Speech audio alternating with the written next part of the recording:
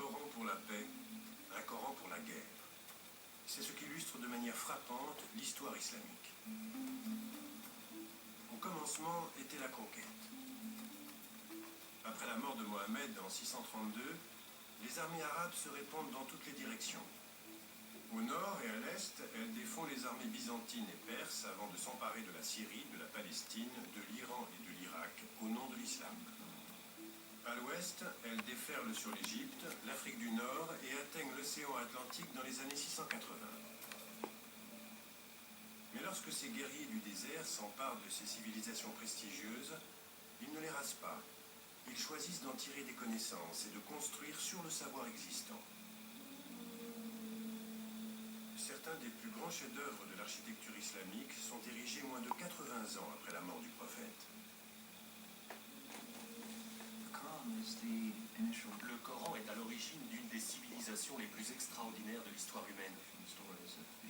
En l'espace d'un siècle, les guerriers aux pieds nus de l'ouest de l'Arabie sont devenus les maîtres d'une civilisation immense, raffinée et incroyablement prospère, qui s'étendait des plages du Maroc aux portes de la Chine.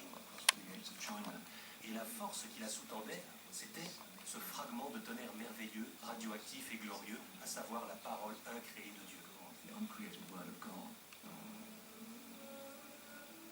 Plus tard, lorsque les Arabes sont vaincus par les vagues successives d'envahisseurs venus d'Orient, se produit un événement incroyable.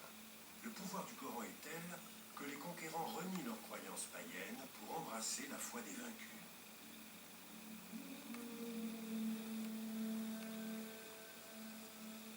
Stimulé par ce fragment de tonnerre merveilleux, chaque nouvel âge assiste à un essor incroyable de l'architecture, des sciences et de la philosophie, alors que l'Europe est en plein Moyen-Âge. Il y a quelque chose de très important dans le Coran. Il demande aux musulmans de partir en quête de la connaissance, de la chercher, de comprendre. Va de par le monde et essaie de comprendre. Les idées de la Rome et de la Grèce antique ne nous seraient peut-être jamais parvenues sans les érudits et les scientifiques musulmans qui les ont redécouvertes et enrichies. Cette stimulation est insufflée par le Coran, qui, verset après verset, exhorte l'humanité à observer les cieux, la terre, et à réfléchir à la création encore et encore. Dès le IXe siècle, des scientifiques islamiques calculent la circonférence de notre planète. Et des marchands musulmans tracent une route commerciale maritime à destination de la Chine, qui contourne la pointe sud de l'Afrique.